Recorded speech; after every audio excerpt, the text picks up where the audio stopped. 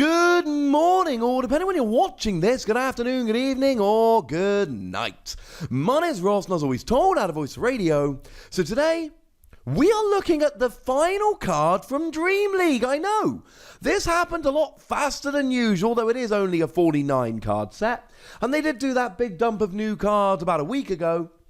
But the point is, today we're actually looking at our final card, which I suppose makes this Araquanid the worst card in the set. By which I mean the worst fully evolved card in the set. Which makes it a pretty good set. If this is the worst card in the set, that's not actually that bad. This is better than most. Also, right, when was the last time I finished analysing an entire Japanese set on the weekend that they put the card spoilers up on the website? Trick question, the answer's never. Cool. So Araquanid then, I love Araquanid as a Pokemon, love using it in the VG. It might have my favourite name in the Pokemon universe, Water, Spider, Aqua, Araquanid, it's amazing. Okay, with all that preamble out of the way, what does it do? Well, if we look at the basics here, it's got 100 HP, which for a stage 1, it's bad. When stuff like Zapdos has 110 as a basic, no. Retreat cost of 2 means we have to give our usual note about beware giving free retreat.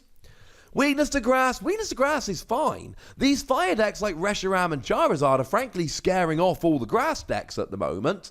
So there's the odd thing like Celebi and Venusaur, and to be fair that is actually relevant because their first attack does 50 damage, double with weakness is 100, so against that one particular deck it's kind of annoying.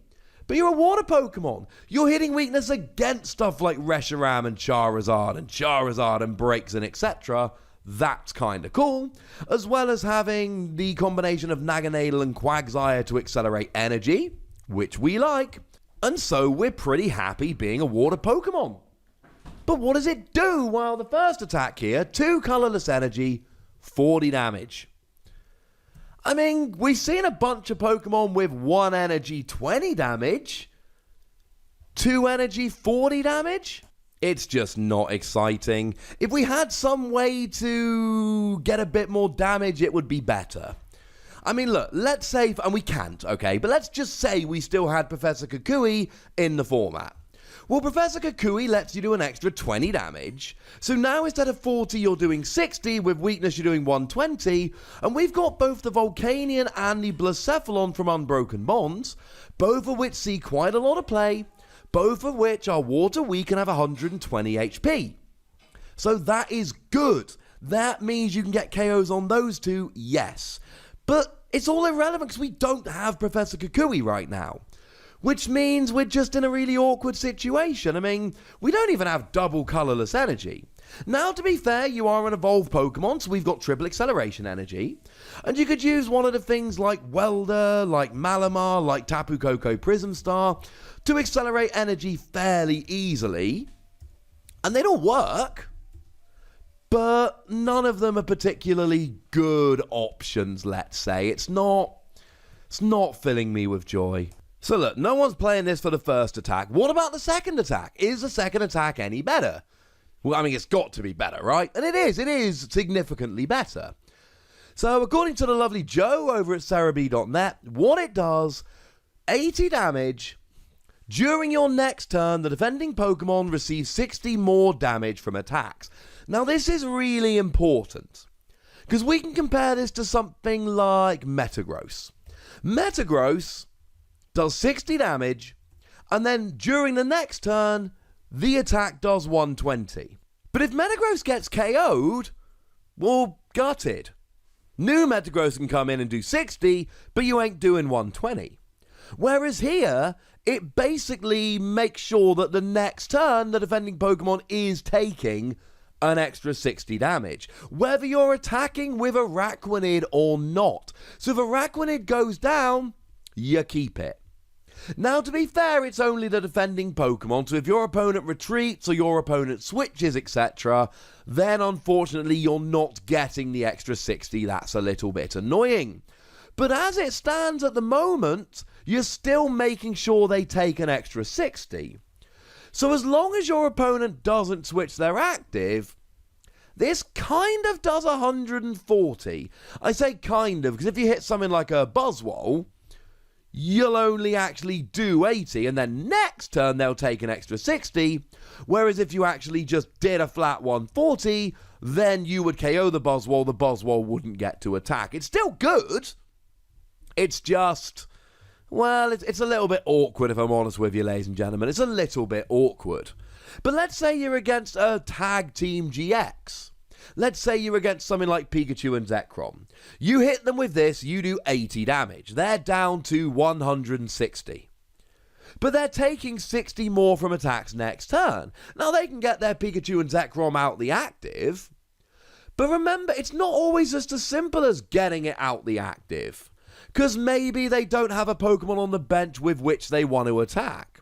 And it's not like they've got Guzma and Ace Roller, they're both rotating out. So our switching options are a lot less limited. Next format, I'm imagining there's going to be a lot more retreating and a lot less switching. So if your opponent's going to be retreating, they're going to have a new Pokemon to bring active, and that's why this is good. Because if your opponent doesn't have a new Pokemon to bring active, then they're basically just trying to stop you doing extra damage. And if they don't, let's go back to the Pikachu and Zekrom example. Let's carry on with that one. If they don't get out the active, you only need to do 100 next turn, and then you're getting a KO on that Pikachu and Zekrom. Well, that's quite a lot easier. This is cool. This is really cool. Like I say, if your opponent switches, that's really annoying because there's a new defending Pokemon and it's the current defending Pokemon takes 60 more. If that happens, that happens.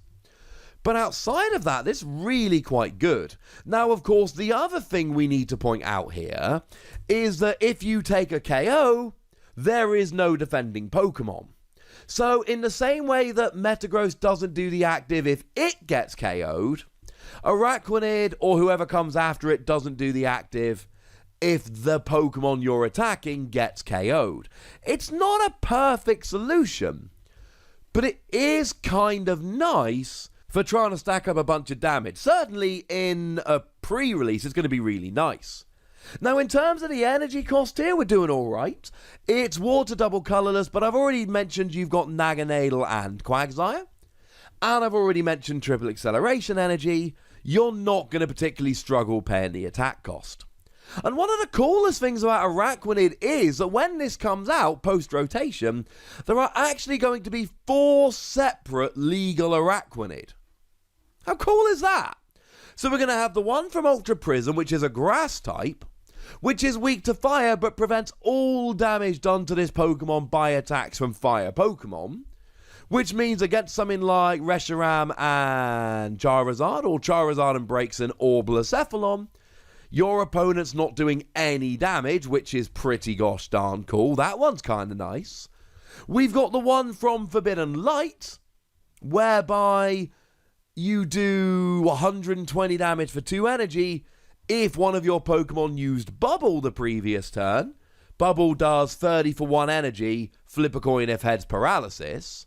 And we've got the one coming in Unified Minds that is just about to be released, which for 1 colourless energy switches your opponent's bench Pokemon with their active. You get to drag a Pokemon active.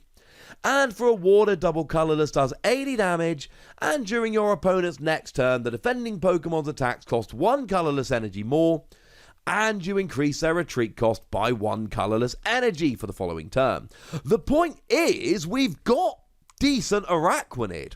Now, you can only play 4 in combination of any of these Araquanid, but still, you've got a bunch of choices. Although, given how many Araquanid we've got, like I say, having 4 legal at the same time is pretty full on. You know, this is a 6th Araquanid we've had in the Sun and Moon era. How have we not had an Araquanid GX yet? It's definitely overdue for one. I'm going to be giving this Araquanid between 2 and 3 Wassies. It's not particularly... Oh, we don't give half Wassies. That would be barbaric. It's not particularly great. It's not particularly amazing. It's not particularly inspiring. It's not terrible. It's fine. And that is the way I describe this Araquanid. It's fine. It's alright. Really good in a pre-release.